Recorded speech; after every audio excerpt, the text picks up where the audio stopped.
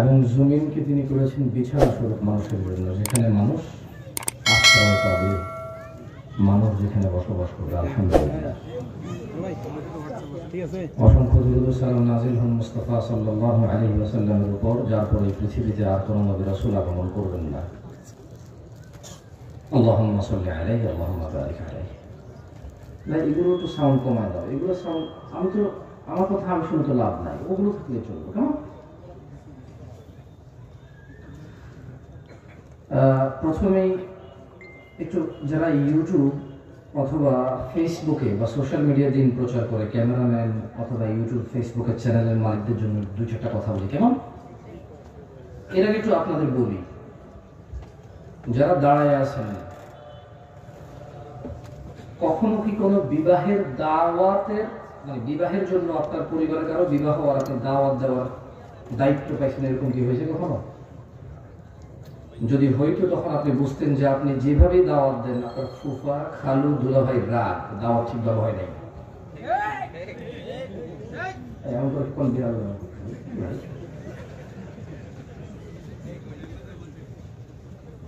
তো যারা এই আয়োজনটা করেছে,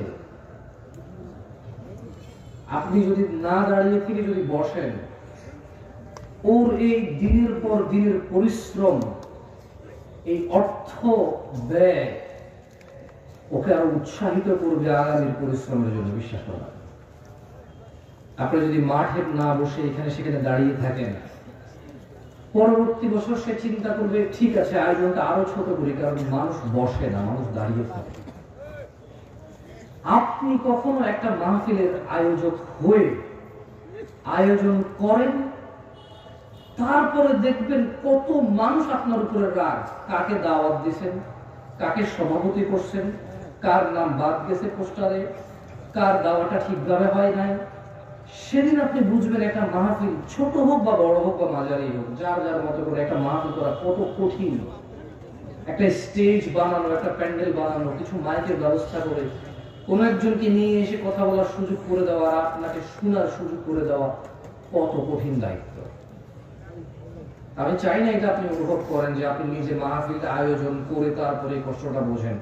আমি অনুরোধ করবো যারা দাঁড়িয়ে আছেন, যাদের শোনার ইচ্ছা আছে, আপনারা চাইলে বসে যেতে পারেন। এটা হচ্ছে আপনাদের প্রতি আমার অনুরোধ। বহু দূর থেকে আসছি আপনাদের মেহমানদারি নেওয়ার জন্য। অ্যাজ এ মেজবান আপনারা মেহমানের যতটুকু আল্লাহ আপনাদেরকে তৌফিক দিয়েছে, নম্রতা দিয়েছে, আপনারা চেষ্টা করবেন সেই নম্রতা দিয়ে পেশ আসার জন্য। আর সবচেয়ে বড় ভদ্রতা মাহফিলের, যেহেতু বসেই শোনার নিয়ম, বসে শুনবেন, এটা হচ্ছে সহজ কথা, যেটা আপনাদের ইচ্ছা। বাকি আর বাকি ক্যামেরাম্যানদেরকে বলবো, তোমরা কেন রেকর্ড করো আমি জানি না। যদি তোমাদের এই লোকজন দেখিয়ে বিখ্যাত হওয়া বা কিছু টাকা পয়সা বা তুমি একটা কিছু পারো, এরকম কিছু বোঝানোর জন্য হলে তোমাকে কিছু বলার নাই। আর যদি দিন প্রচারের স্বার্থে তুমি রেকর্ড করো, তাহলে কোন হুজুর কোন নায়িকার নাম নিছে কোন এক মাহফিলে, তোমার তো দরকার নাই এটাকে রেকর্ড করে ছেড়ে দেওয়া। তুমি না দিন প্রচারক, তুমি অতটুকু প্রচার করবে যতটুকু দিন। এজ এ দিন প্রচারক যদি আমি দিন প্রচার করতে এসে খেয়ানত করি অথবা ভুল করি, উপস্থিত জনতার সামনে আমার ভুল হয়েছে, কিন্তু তুমি ক্যামেরা যেটা বন্দী করেছো, তুমি তো ফেসবুক এবং ইউটিউবে চাও দিন প্রচার করতে, আমার ওই ভুল প্রচারে কিসের দিন প্রচার আছে বলো? তুমি তো জানো এটা দিন না। তাহলে কোন হুজুর কোন নায়িকার নাম নিছে, কোন হুজুর কোন নায়কের নাম নিছে, তোমার তো দরকার নাই তার ওই অতটুকু অডিওর সাথে ওই মহিলার ছবি লাগাই দিয়ে প্রচার করে দেওয়া। এটাতে কেমন দিন প্রচার তোমার? ঠিক তোমার মতো বাজে দিন প্রচারক আমি দেখি নাই। ওই লোক যে প্রতিদিন মাহফিল করে, ওই লোক যে প্রতিদিন ঘন্টা কথা বলে, 2 ঘন্টা কথা বলে, ওই লোক যে ঠিক মতো ঘুমাইতে পারে না, খাইতে পারে না, নিজের স্ত্রী সন্তানের দেখা পায় না মাহফিলের সিজনে, ওর কতটুকু মস্তিষ্ক শান্ত বা কতটুকু মস্তিষ্ক অশান্ত, শারীরিক কি কন্ডিশন, অথবা কথা বলতে গিয়ে যদি সে কারো সৌন্দর্য উদাহরণ দিতে গিয়ে যদি সেটা ভুল উদাহরণ দেয়, যদি একটা অগ্রহণযোগ্য উদাহরণ দেয়, যদি একটা অসুন্দর উদাহরণ দেয়, তোমার কি এমন, তুমি কি এমন দিন প্রচার করছো যে ওর অতটুকু অংশকে কাট করে প্রচার করে দিবার বলবো দিন প্রচার করতেছো? কি এতে তার কি তোমার কি সৌন্দর্য হয়েছে? মানে তোমার ওই ইউটিউবার ফেসবুকে ওই নায়ক নায়িকার যতটুকু অংশে কি প্রচার হয়েছে দিলে বলতে পারো? কিছুই নেই। বরং একটা কাজ করো, আমি আজকে 1 ঘন্টা কথা বললে এগুলো তোমার প্রচার করার দরকার নেই। জানো এই যে আমি আজকে এটা বলছি না, এটা কোনো বেনিফিট নাই। আমি যদি একটা আয়াত পড়ি, তোমাকে যদি আল্লাহ এতটুকু যোগ্যতা দেয় যে তুমি বুঝতে পারো এটা কোরআনের আয়াত, আমি যদি একটা হাদিস পড়ি, তুমি যদি বুঝতে পারো এটা হাদিস, বরঞ্চ কাট করে ওই কোরআনের আয়াতটুকু আর অর্থটুকু যে আমি বলছি, হাদিসটুকু আর হাদিসের অর্থটুকু যে আমি বলছি, এটুকু প্রচার করো ভাই। এতেই দিন প্রচার আছে, এর বাইরে দিন প্রচার নাই। তোমরা কি নোংরাম করছো, কে কাকে কি বলছে, শুধু ওগুলো প্রচার করে বলছো দিন প্রচারে। তোমাদের ইচ্ছা ভাই, তোমাদের বুঝের মতো তো আর আমার বুঝ হয় নাই, আমি পারবো না। আমার মনে আছে আমি গত বছর এই মাঠে এসেছিলাম, অশ্লীলতা নিয়ে কথা বলেছিলাম গত বছর। আজকে চাচ্ছি সুন্নাহকে আঁকড়ে ধরার বিষয়ে কিছু কথা বলতে, যার অভাব আমাদের সবার মধ্যে আছে কম বেশ। সাউন্ড আর কম করে দেওয়া যায় ভাই, খুব বিরক্ত লাগে নিজের সাউন্ড নিয়ে শুনতে। গান গাইলে গজল গাইলে এক হিসাব, একটু শুনলে আরো বেশি তালে তালে তাল বাড়ে। কথা বললে নিজের শব্দ নিজের কাছে সবসময় বিরক্তির কারণ হয়ে দাঁড়ায়। বিসমিল্লাহ বিসমিল্লাহ শোনা যায়, খালাস আলহামদুলিল্লাহ। দিনী ভাইরা, আপনারা আজকে যারা উপস্থিত হয়েছেন, আপনাদের এতটুকু বলি, ইন্নাদ-দীনা ইনদাল্লাহিল ইসলাম, আল্লাহর কাছে একমাত্র মনোনীত দ্বীন হচ্ছে ইসলাম। আল্লাহ বলেন, ওয়া মাখতালাফাল্লাযীনা উতুল কিতাবা ইল্লা মিন বা'দি মা জাআহুমুল ইলমু বাগিয়ান বাইনাহুম, আর যাদেরকে কিতাব দেওয়া হয়েছিল তারা কেবল পরস্পর বিদ্বেষবশত, মানে আমার কথায় আপনার ভালো লাগে না, আপনার আচরণ আমার ভালো লাগে না, আমার স্টাইল ভালো লাগে না, কথার আন্দাজ ভালো লাগে না, বডি ল্যাঙ্গুয়েজ হাত পা নড়ে ভালো লাগে না, দ্রুত কথা বলি বা জোরে কথা বলি বা আস্তে কথা বলি ভালো লাগে না।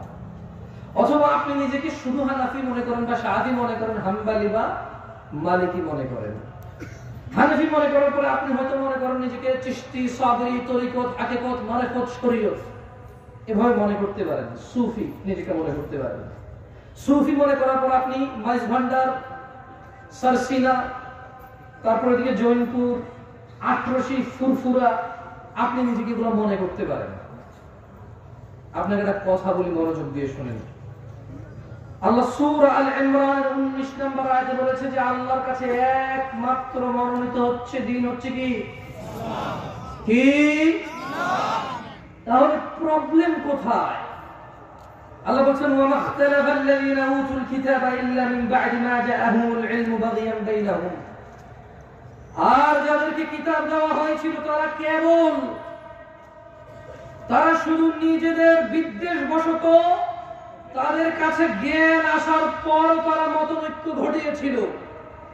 ইলম এসেছে, জ্ঞান এসেছে, ফুরকান এসেছে, সত্য মিথ্যার পার্থক্যকারী এসেছে, কিন্তু না, কোরআন ও সহিহ সুন্নাহয় তাদের কোনো আপত্তি ছিল না, কিন্তু তারা নিজেদের একে অপরের বিদ্বেষে বসে তারা জ্ঞান আসার পর মতৈক্য করেছিল।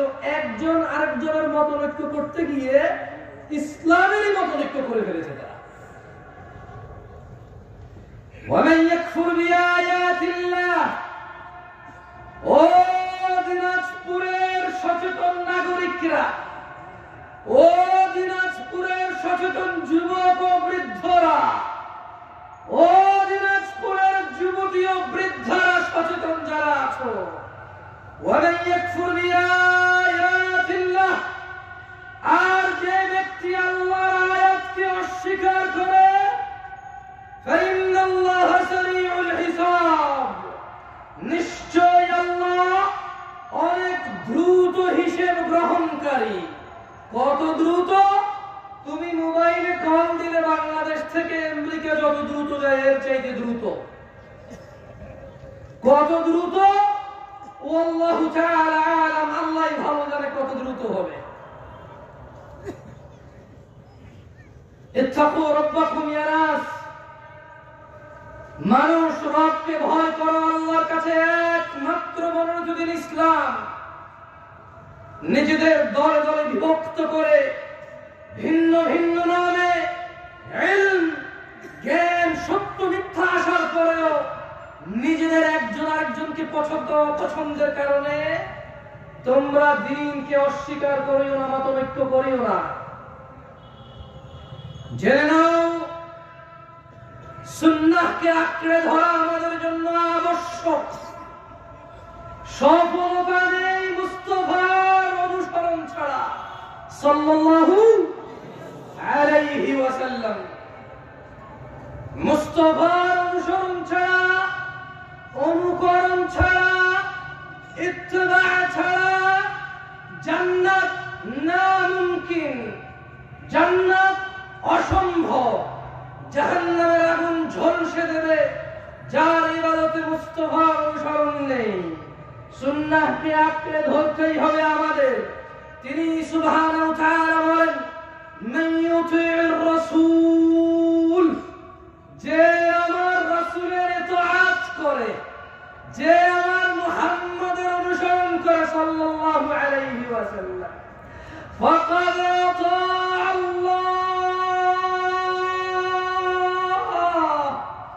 সে আল্লাহর ইবাদত করে। যে তিনি সাল্লাল্লাহু আলাইহি ওয়াসাল্লামের অনুসরণ করে, ফাকাদ আতা'a আল্লাহ, সে আল্লাহর ইবাদত করে। ওয়া মান তাওয়াল্লা, আর কেউ যদি রাসূল সাল্লাল্লাহু আলাইহি ওয়াসাল্লামের অনুসরণ থেকে মুখ ফিরিয়ে নেয়, ফামা আরসালনাকা আলাইহিম হাফিযা, আল্লাহ বলছেন ও মুহাম্মদ সাল্লাল্লাহু আলাইহি ওয়াসাল্লাম, যদি কেউ আপনার থেকে মুখ ফিরিয়ে নেয়, যদি কেউ ভালো কাজ, খারাপ না তো অসুবিধা কোথায়, বাপে করেছে, দাদা করেছে, বড় হুজুর ফতোয়া দিয়েছে, যুগের পর যুগ চলে আসছে, সমস্যা কোথায়? ফামা আরসালনাকা আলাইহিম হাফিযা, ও মুস্তাফা আলাইহিস সালাম, ওয়া মান তাওয়াল্লা, যে আপনার অনুসরণ করে না ইবাদতে, আমি আল্লাহ আপনাকে তাদের জন্য তত্ত্বাবধায়ক করে পাঠাইনি। তাহলে কিভাবে পাঠাইছে আল্লাহ রাসূল সাল্লাল্লাহু আলাইহি ওয়াসাল্লাম? কিভাবে রাসূল সাল্লাল্লাহু আলাইহি ওয়াসাল্লামকে আল্লাহ পাঠাইছে? কিভাবে, মানে আমরা কিভাবে নেব ওনাকে? যদি আমাদের পুরো পৃথিবীর সমস্ত মুসলিম আল্লাহ রাসূলের ইতাআত বাদ দিয়ে নিজেদের প্রবৃত্তি স্বীকার করে, সেই প্রবৃত্তির অনুসরণ করে, আল্লাহ বলছেন যে আপনার কোনো দোষ নাই। ওয়া মা আলাইকা আল্লা ইয়াযাক্কা, ওয়া মা আলাইকা আল্লা ইয়াযাক্কা। এরা যদি পবিত্র না হয়, এরা যদি পরিশুদ্ধ না হয়, ওয়া মা আলাইকা আল্লা ইয়াযাক্কা, ও মুহাম্মদ আপনার কোনো সমস্যা নাই, আপনার কোনো দোষ নাই।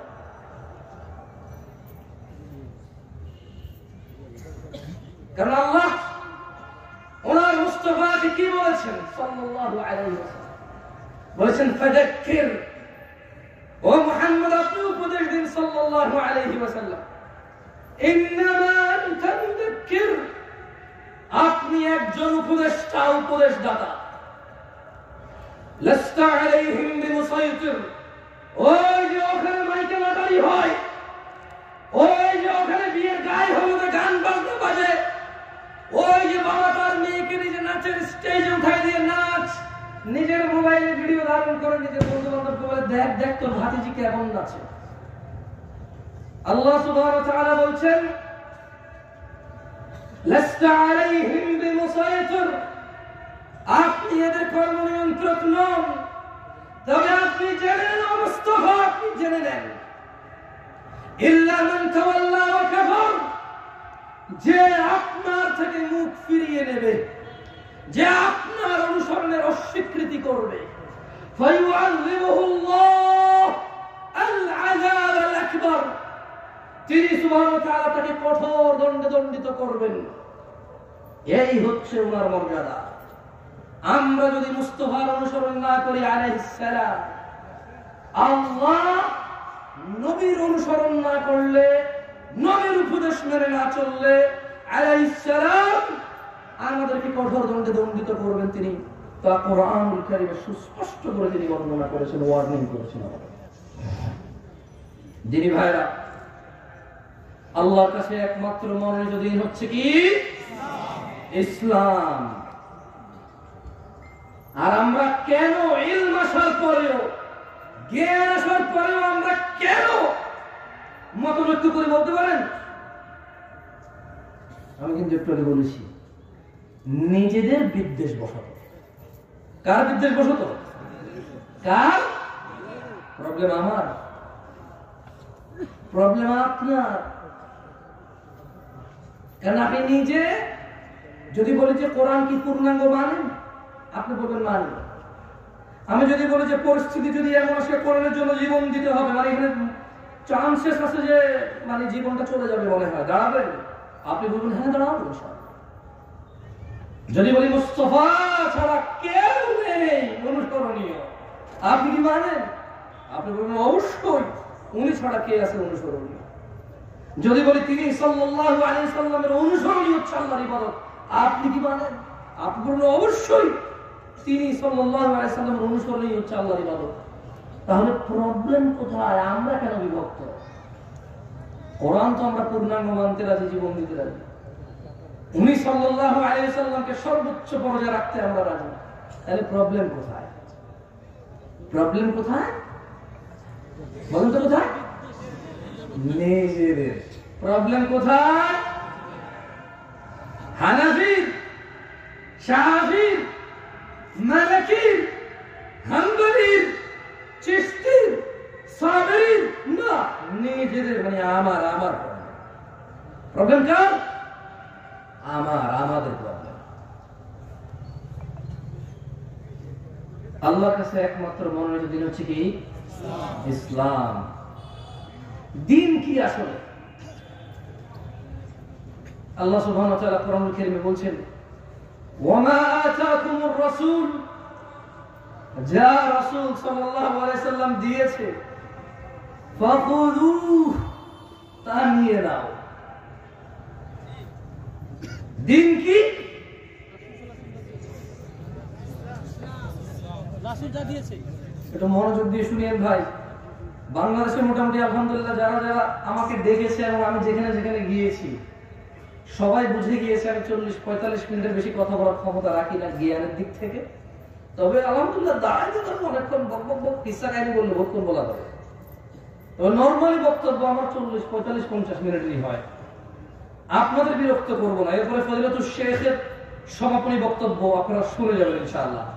আপনাদের যাতে কষ্ট না হয়, উনি আমাকে মাইকটা ধরা করে ছেড়ে দিয়েছেন, আমরা কি ওনার ইজ্জত করবো না? আপনাদের যাতে কষ্ট না হয়, উনি মাইকটা ধরার পর আমাকে ছেড়ে দিয়েছে। আমিও ইনশাআল্লাহ খুব শীঘ্রই ওনাকে ওনার মাইক আবার ওনাকে ওনার মাইক ওনার কাছে দিয়ে দেবো। আপনারা ইনশাআল্লাহ আছেন তো? ইনশাআল্লাহ। ভাই তোমাদের যদি বলি একটু বসতে, তোমাদের মাইন্ড করবো, বহু দূর থেকে আসছে, বিশ্বাস করো সকল 10 টাকায় বসছি। না না না, দাঁড়ায় থাকতে যদি কমফোর্টে দাঁড়ো তবে বসতে ভালো হবে, একটু সুন্দর হয়। থাকে না একটা জিনিস, একটা সৌন্দর্য থাকে না। আর যদি ঠান্ডা লাগে দাঁড়ায় থাকতে ভালো লাগে, টোটালি ফাইন। আমি নিজে দাঁড়ায় আছি, তোমাদের বসতে বললে বলবো যে আপনি নিজে তো দাঁড়া যায়, তো তাইলে ভাই আমার দরকার নাই ভাই আমার। ঠিক আছে, আল্লাহ তাআলা আমাদের উপর রহম করুন, আমিন। বলেন তো দিন কি?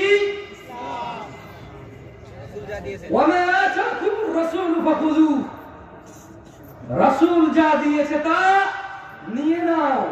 ওয়ামা নাহাকুম আনহু ফান্তাহু, যা থেকে তিনি নিষেধ করেছেন তা তোমরা বর্জন করো। ওয়াত্তাকুল্লাহ, আর তোমরা আল্লাহর তাকওয়া অবলম্বন করো। ইন্নাল্লাহা শাদীদুল ইকাব, ও মানুষ নিশ্চয়ই আল্লাহ শাস্তি দানে অনেক অনেক অনেক অনেক অনেক অনেক অনেক বেশি কঠোর। আল্লাহ শাস্তি দানে অনেক কঠোর।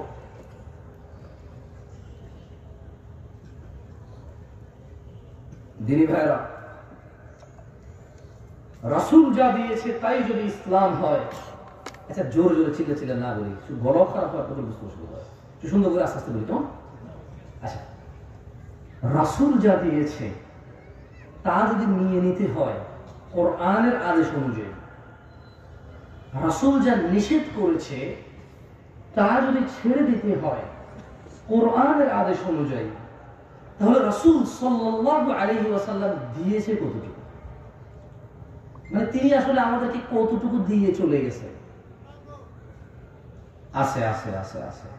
عن عبد الله بن مسعود رضي الله عنه قال, সাহাবীর নাম কি? একটু মনোযোগ দিয়ে শুনুন, আমি মাঝে মধ্যে আপনাদের প্রশ্ন করব, মার হাওয়া ঠিক এগুলো আমার দরকার নাই, শুধু আমি যে প্রশ্ন করি ওই প্রশ্নগুলো মাঝে মধ্যে যদি অ্যান্সার করেন আমি বুঝতে পারবো যে আমি বলছি আল্লাহর জন্য, আপনারা শুনছেন কার জন্য। একটু মানে ভালো লাগবে বুঝতে পারলে যে আপনারা আছেন আমার সাথে। কেউ বসে বসে ব্যবসা বাণিজ্যের টাকা পয়সার হিসাব, প্রেমিকার নাম্বার ব্লক করে দিয়েছে, আর একটা আইডি খুলছেন, তার রিকোয়েস্ট পাঠাইছেন, অ্যাড করছে কিনা, মানে এইসব হিসাবে আপনারা নাই, ওয়াজে আছেন, তাহলে আমি বুঝবো, বুঝছেন। عن عبد الله بن مسعود رضي الله عنه قال, عبد الله بن مسعود رضي الله عنه থেকে বর্ণিত, তিনি বলেন, قال رسول الله صلى الله عليه وسلم, আল্লাহর রাসূল সাল্লাল্লাহু আলাইহি ওয়াসাল্লাম বলেছেন। কে বলেছেন? কে বলেছেন? হাদিস বর্ণনা করতেছেন কোন সাহাবী? এর জোরে বলেন, কোন সাহাবী? বর্ণনা করতেছে কে? আব্দুল্লাহ ইবনে মাসউদ। তিনি বলেছেন যে আল্লাহর নবী সাল্লাল্লাহু আলাইহি ওয়াসাল্লাম বলেছেন, ইন্নাহু লাইসা শাইউন ইউকাররিবুকুম ইলাল জান্নাতি ইল্লা ক্বাদ আমারতুকুম বিহি। আমার উম্মতরা, ও মানুষ, পৃথিবীবাসী, তিনি সাল্লাল্লাহু আলাইহি ওয়াসাল্লাম বলেছেন যে নিশ্চয়ই এমন সকল কিছু, এমন, আপনারা অনেকে কিন্তু আশহাদু আন্না মুহাম্মাদার রাসূলুল্লাহ পরে এভাবে করতে দেখেন কাউকে, রাইট? আমি হাসতে বলছি, ভাই বলছি দেখেন কিনা, বলবেন হ্যাঁ বাবা এটা একটু সুন্দর, দেখেন কিনা, দেখেন না? আমি শুধু ছোট্ট একটা উদাহরণ দিলাম। অনেকে আশহাদু আন্না মুহাম্মাদার রাসূলুল্লাহ বলে কি করে এরকম, আমি দেখেছি আল্লাহু আ'লাম। মানে সুন্নাতে মুহাম্মদ রাসূলুল্লাহ সাল্লাল্লাহু আলাইহি ওয়াসাল্লাম ওহী ভিত্তিক এই নিয়ে কোনো তথ্য আছে কিনা, আমার এমনিতে জ্ঞান কম, আমি জানি না, যেহেতু আমার পড়াশোনা কম, জ্ঞান কম, পড়াশোনা কম, হয়তো আমি ওটুক পর্যন্ত পৌঁছাইতে পারিনি। যদি আপনাদের কারো কাছে কোনো তথ্য থাকে এই বিষয়ে, সুন্নাহ অনুযায়ী, কি অনুযায়ী? সহিহ সুন্নাহ অনুযায়ী যদি থাকে বলিয়ে আমরা করবো ইনশাআল্লাহ।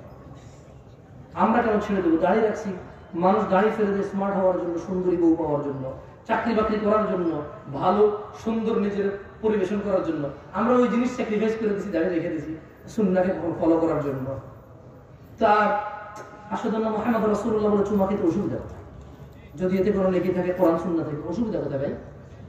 কোনো অসুবিধা আছে? আমরা করবো ইনশাআল্লাহ। আমি আবার বলি, মনে কষ্ট নিয়েন না, খারাপ কিছু বলি নাই, বলেছি সহিহ সুন্নাহ অনুযায়ী হাদিস দিয়ে সাব্যস্ত এর কোনো বেনিফিট। যেমন ধরেন হাদিসে আছে কেউ যদি সুবহানাল্লাহ বলে আসমান আর জমিনের খালি জায়গা পূর্ণ হয়ে যায়, এরকম কোন বেনিফিট যদি এর থাকে বলি, আমরা মানবো, সমস্যা কোথায় ইনশাআল্লাহ। আচ্ছা যাই হোক, দিন হচ্ছে আল্লাহর নবী যতটুকু দিয়েছে অতটুকু গ্রহণ করা, যতটুকু নিষেধ করে যতটুকু বর্জন করা। তাহলে আল্লাহর নবী দিয়েছে কতটুকু? আব্দুল্লাহ ইবনে মাসউদ রাদিয়াল্লাহু আনহু থেকে বর্ণিত, আল্লাহ নবী সাল্লাল্লাহু আলাইহি ওয়াসাল্লাম বলেছেন, নিশ্চয়ই এমন সকল কিছু যা তোমাদের সবাইকে জান্নাতের নিকটবর্তী করে, জান্নাত পর্যন্ত নিয়ে যায়, আমি সবকিছুর নির্দেশ দিয়েছি, একটাও বাদ দিয়ে দিয়েছি। কয়টা বাদ দেয় নাই? কয়টা? একটাও বাদ দেয় নাই তিনি। এবং তিনি বলছেন, ওয়ালাইসা শাইউন ইউকাররিবুকুম ইলান নার, এবং এমন সকল কিছু যা তোমাদেরকে জাহান্নামে প্রবেশ করাবে, জাহান্নামের কাছে নেবে, ইল্লা ক্বাদ নাহাইতুকুম আন, প্রত্যেকটা জিনিসই আমি তোমাদের নিষেধ করেছি, একটাও ছেড়ে দেই না। সুবহানাল্লাহ। তাহলে যা আমাদের জাহান্নামে নিয়ে যাবে তিনি কি একটাও বাদ দিয়েছে নিষেধ করা ছাড়া? যা আমাদের জান্নাতে নিয়ে যাবে তিনি কি একটাও বাদ দিয়েছে আদেশ করা ছাড়া? তাহলে কিসের এত বিভক্তি, এত ভিন্নতা কিসের? তিনি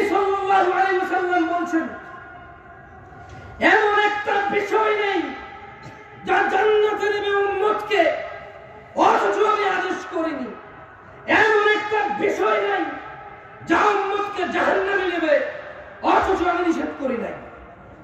একটা সিঙ্গেল বিষয় নেই, বিভক্তি কিসের? কিসের? কারণ সন্দেহ আছে, কারণ কি সন্দেহ আছে যে উনি কিছু বাদ দিয়ে গেছে? কেউ কি এরকম আস্থা রাখেন, কেউ কি এরকম বিলিভ করেন যে ওনার বলে যাওয়া পথের বাহিরে জান্নাত আছে? তাহলে বিভক্তি। আসেন না, আমি আপনাদের উদ্যত আহ্বান জানাই, যারা আমার যুবক ভাইরা আছেন এবং যারা ম্যাচিওর আছেন এবং যারা আরো একটু বয়স বেশি আছেন,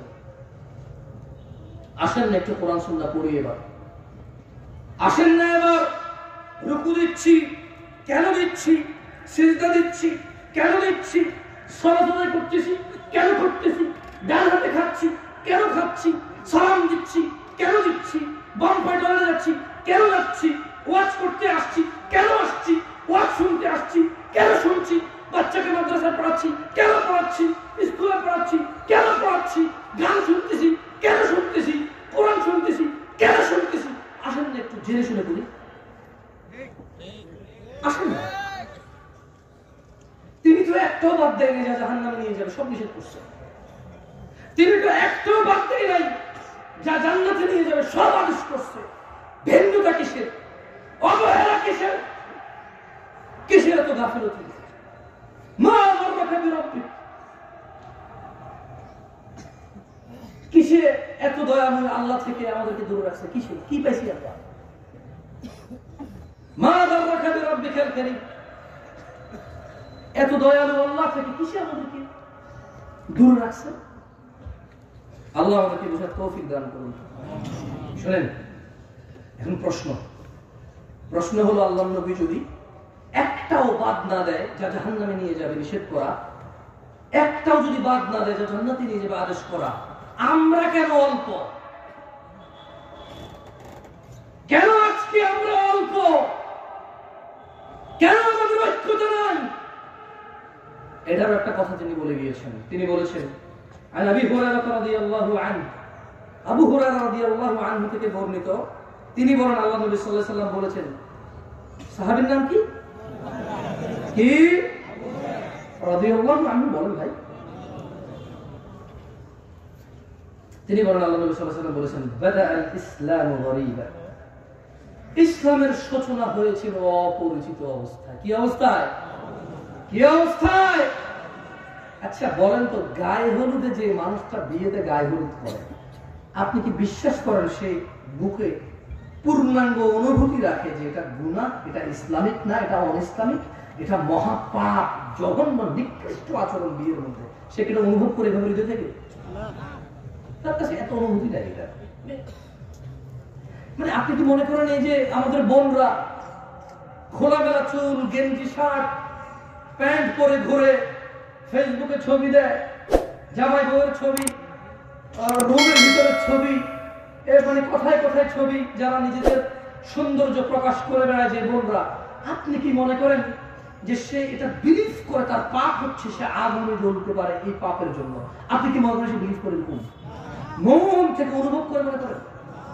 এই যে আপনি দাড়ি কাটেন, এই যে আপনি শেভ করেন, এই যে আপনি সিগারেট খান, এই যে আপনি মিথ্যা কথা বলেন, এই যে আপনি বাবা মায়ের উপরে ধমক দিয়ে কথা বলেন, এই যে আপনি কোরআন, আজকে 40 বছর বয়স, 50 বছর বয়স, 30 বছর বয়স, কোরআন পড়তে জানেন না, আপনি কি এটা বিলিভ করেন যে কোনোদিন আপনি মন থেকে, হৃদয় থেকে অনুভব করেছেন যে আমি একটা মূর্খ, আমি ইসলামের কিছুই জানি না?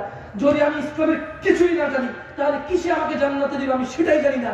আর এই না জানা আমাকে কোনোদিন কষ্ট দেয় নাই, এই না জানা কোনোদিন আমাকে শিখা পর্যন্ত পৌঁছায় নাই, শিখার আগ্রহ জাগে নাই আমার কোনোদিন। আপনি কি মনে করেন আপনি বিলিভ করেন? মনে করেন না, এটা এরকম না।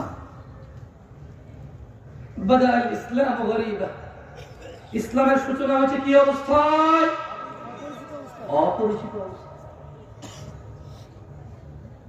আপনি কি মনে করেন কোন মা তার বাচ্চা যখন ক্লিন শেভ করে, এদেশে কয়টা মা মনে করে তোর গুনাহ হয়েছে, বাপ তোর গুনাহ হচ্ছে?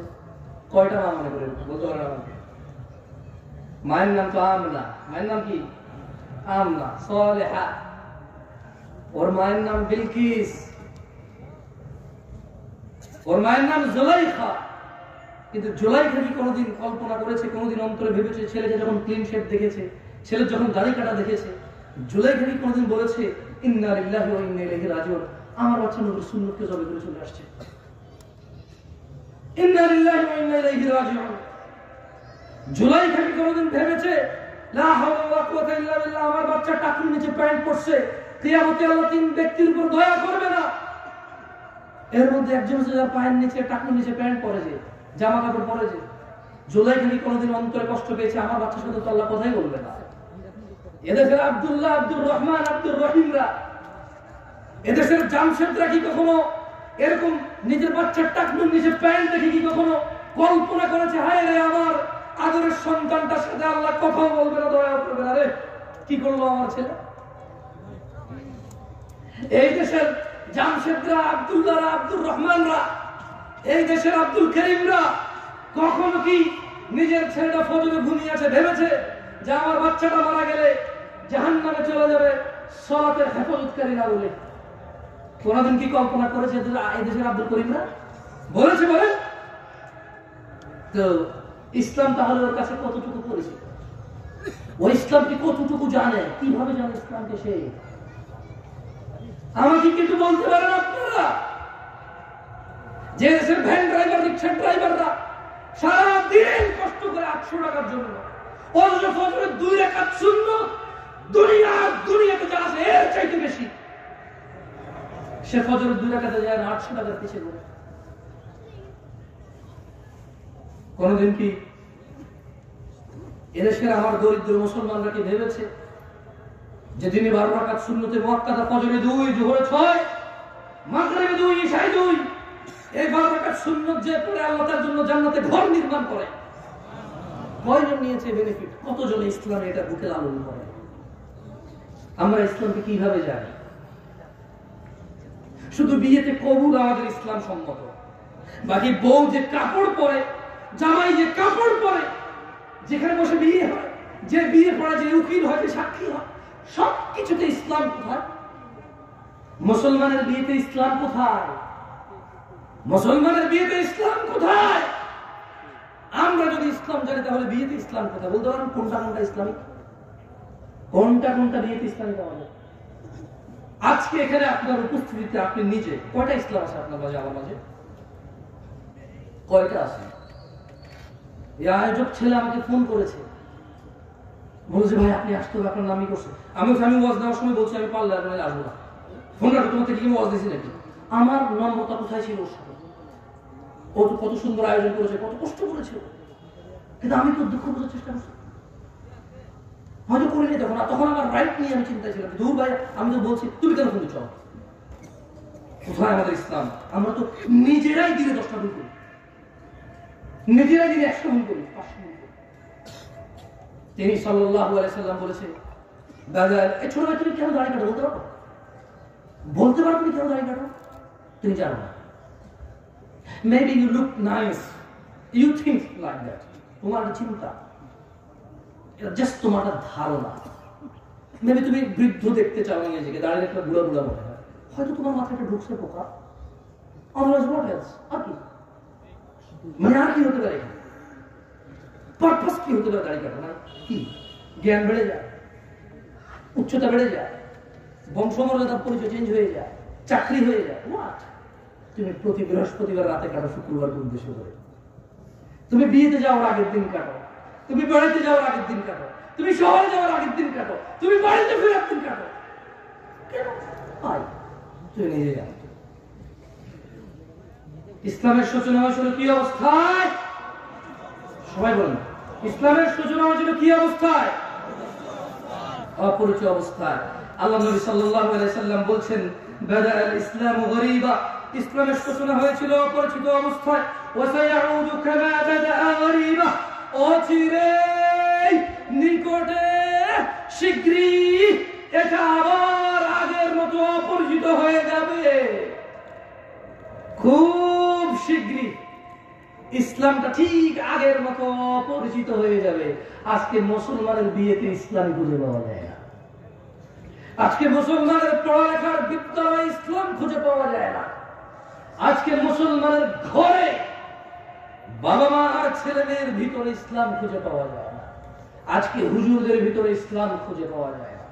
ইউটিউবার বক্তাদের বক্তব্য জনসম্মুখে প্রচার করে মানুষকে দ্বীন শিখানোর এক নৈতিক ও এক কঠোর এবং বিশাল লাভজনক দায়িত্বে যারা নিয়োজিত, যারা নিজেরাই এই দায়িত্ব নিয়েছে, কেউ ওদের বলেনি তুমি ভিডিও করে ছাড়ো আমার ভিডিও ইউটিউবে।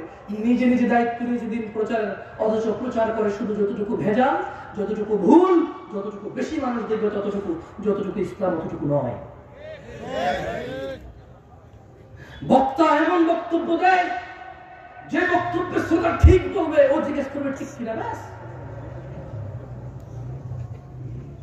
বক্তা যখন তার দান লাগবে একরকম বক্তব্য দেয়, যখন লোকজনকে কান্না করাবে তখন একরকম বক্তব্য দেয়। এগুলো তার মুখস্থ, তার মনের ভিতরে অনুভূতি কিছু নাই।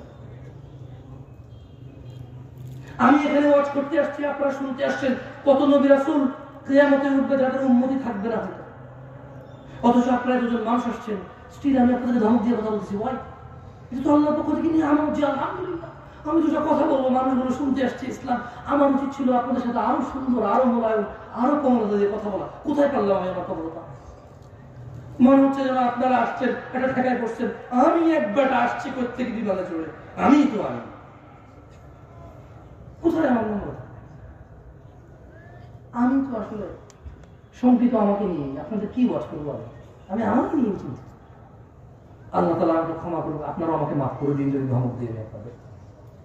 আমি হয়তো কথা বলার ফ্লো, আমার হয়তো স্বভাবগত যারা একটু চঞ্চল, আমি ভাই বুঝছেন, হাত পা নড়ে চড়ে, মাথা মতো গরম হয়ে যায় যখন উল্টাপাল্টা কিছু, মানে বাস্তবতা হাদিস একরকম কোরআন একরকম একটু গরম হয়ে যায়। আমি এর জন্য আন্তরিকভাবে ক্ষমা চাই। আপনারা আমার ভাই, আপনারা আল্লাহকে ভালোবেসে আসছেন, আপনারা নিজেরা টাকা খরচ করে আমাকে এখানে দাঁড় করাইছেন কথা বলার জন্য। এটা কত বড় নিয়ামত আল্লাহর পক্ষ থেকে আমার জন্য, অথচ আমি কিনা আপনাদের সাথে সুন্দর ব্যবহার করতে পারছি না। আমার মনে হচ্ছে যেন আমি মালিক হয়ে গেছি, কিনে ফেলছি আপনাদের আগে, আমি একটা কিছু হয়ে গেছি। আল্লাহ আমাকে ক্ষমা করুন, আপনারা আমাকে মাফ করে দিন। কেমন ইসলামের পরিচয় হয়েছে কি অবস্থায়, আবার কোথায় ফিরে যাবে? সবাই বলেন তো, আবার কোথায় ফিরে যাবে? কবে কবে কবে? আমাদের বিয়েতে আমরা ইসলাম পাই? আমাদের ঘরে ইসলাম আছে? মা প্রতিদিন খেয়াল রাখে তার বাচ্চা স্কুল মাদ্রাসায় গেছে কিনা, মা প্রতিদিন খেয়াল রাখে তার বাচ্চা হোমওয়ার্ক করছে কিনা, এই মা কি খেয়াল রাখে তার বাচ্চা নামাজ আদায় করছে কিনা? খেয়াল রাখে? কোথায় তার আদরের সন্তানের জন্য? যেখানে কিয়ামতের সর্বপ্রথম হিসাবই হবে নামাজের। ফাইন সলুহাত, যার নামাজ ঠিক থাকবে তা সে জিতে যাবে, সফল হবে। আর যার নামাজ ঠিক থাকবে না সে ধ্বংস হবে, সে লাঞ্ছিত হবে। কোথায় আমার মায়ের চিন্তা, আমার সফলতা? কোথায় আমার মায়ের চিন্তা? যাক দিনী ভাইরা, আমি আবার বক্তব্য বেশি আর দীর্ঘায়িত করব না। আমি আপনাদের একটু বলি, আল্লাহর দরজা চিরদিন খোলা। আমরা সিজদা করি কাকে? রুকু করি কাকে? দোয়া করি কার কাছে? অন্যায় করি কার সাথে বেশি? আমরা একে অপরের সাথে তো একে অপরকে সিজদা করি না, করি? তাহলে যা নামাজ পড়েন নাই, যা রোজা রাখেন নাই, যা দাড়ি কাটছেন, যা গান শুনছেন, যা সিনেমার লোক দেখছেন, খালাস। ইরজিই, আল্লাহর দিকে ফিরে আসেন। ইরজিই ইলা রাব্বিকা রাদিয়াতান মারদিয়াহ। ও দিনাজপুরের মানুষ, ও দিনাজপুরের আমার বড় ভাইরা, ছোট ভাই, সন্তুষ্টি চিত্তে রবের দিকে ফিরে আসো। তোমার পূর্বে কোন মানুষ বেঁচে ছিল আর চির যুবক ছিল, এটা হয়নি, হবে না। তোমার পূর্বে কোন মানুষ চির সুস্থ ছিল, এটা হয়নি, হবে না। তোমার পূর্বে কোন মানুষ কোনদিন কষ্ট পায়নি, এমনটা হয়নি, এটা হবে না। তোমার পূর্বে কোন মানুষ বিষণ্ণতায় ভোগে নাই, এমনটা হয়নি, হবে না, তোমার সাথেও হবে না। এটা আসো আল্লাহর দিকে ফিরে আসো, আসো আল্লাহর দিকে ফিরে আসো। দুটো চারটা মেয়ের সাথে কথা বলেছ, অন্যায় হয়েছে, তুমিও জানো আমিও জানি, কিন্তু তোমার রবের আহ্বানে সাড়া দাও, রবের আহ্বানে সাড়া দাও। ভাই আমার, থামো, যেখানে আছো থামো। ইল্লা মান তাব, রব বলছে যে আল্লাহর কাছে তওবা করে, ওয়া আমানা, ঈমান আনে। আমরা কি আল্লাহর কাছে তওবা করতে রাজি আছি? ইনশাআল্লাহ। রব বলছে ইল্লা মান তাব, যে তওবা করে, যে অপরাধ থেকে আল্লাহর কাছে ফিরে আসে, ওয়া আমানা, কার প্রতি ঈমান আনে? ওয়া আমিলা আমালান সালিহা, এবং যে সৎ কর্ম সম্পাদন করে, ফাউলাইকা ইউবাদদিলুল্লাহু সাইয়্যাতিহিম হাসানাত। আল্লাহ বলছে অপরাধীর অপরাধ যতই হোক না কেন, আমি তার সমস্ত গুনাহকে নেকিতে পরিবর্তন করি। ভাই, তুমি তোমার অপরাধকে নেকিতে পরিবর্তন করো। This is your only chance. এটা তোমার একমাত্র সুযোগ। এই পৃথিবী, এই জীবন, এই নিঃশ্বাস, এই সুস্থতা, এই স্বাধীনতা, এই সুস্থতা, এই স্বাধীনতা, এই যৌবন, এটা তোমার একমাত্র সুযোগ গুনাহকে নেকিতে পরিবর্তন করা। নিঃশ্বাসটা যদি বের হয়ে চলে যায়, যদি তুমি এই পৃথিবী ছেড়ে চলে যাও, বিশ্বাস করো তোমার গুনাহ থাকবে। তিনি তোমার রব, তিনি জানে, তুমি জানো, আমি জানি না কি হবে। তবে শোনো, তিনি ঘোষণা দিচ্ছেন, এটা কোরআনের আয়াত, এটা তুমি বলতে পারবে না হাদিস জয়ীফ, হাদিস জাল, এটা আহলে হাদিসের, এটা ওয়াহাবীর, এটা লামাযাবের, এটা হানাফির, এটা শাফির, এটা বলার সুযোগ নাই। এটা কোরআনের। এটা কিসের? এটা কিসের? তিনি বলছেন গুনাহ থেকে ফিরে এসে তওবা করে ভালো কাজ করলে সমস্ত গুনাহ নেকিতে পরিবর্তন হবে।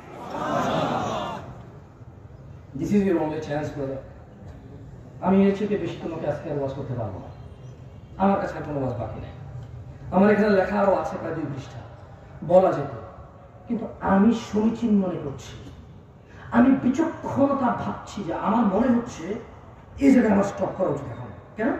আমি আমার ভাইদের বলে দিছি, তোমার জীবনের গুনাহ যেটাই হোক না কেন, নেশা সংক্রান্ত, জানা সংক্রান্ত, নামাজ সংক্রান্ত, গান বাজনা অশ্লীলতা সংক্রান্ত,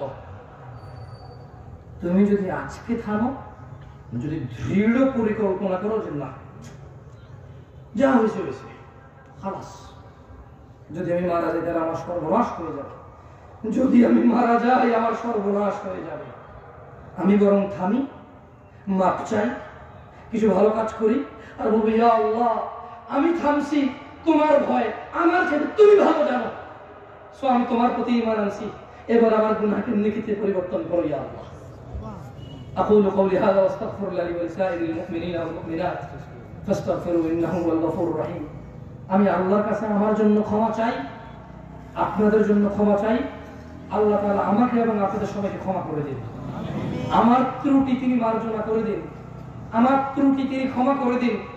আমার অসৎগুণতা, আমার আচরণের খারাপ যে উদাহরণগুলো আছে যা আপনাদের কষ্ট লাগে, যারা আপনারা আমাকে ভালোবাসেন, ছোট ছোট ভিডিওতে যখন আমার কিছু মানে অন্যরকম আচরণ আপনাদের কাছে আছে 10 সেকেন্ড 5 সেকেন্ডের, আপনারা যারা কষ্ট করেন, আমি আপনাদেরকে কষ্ট দেওয়ার জন্য আমি ক্ষমা চাই, আপনারা আমাকে মাফ করে দিয়ে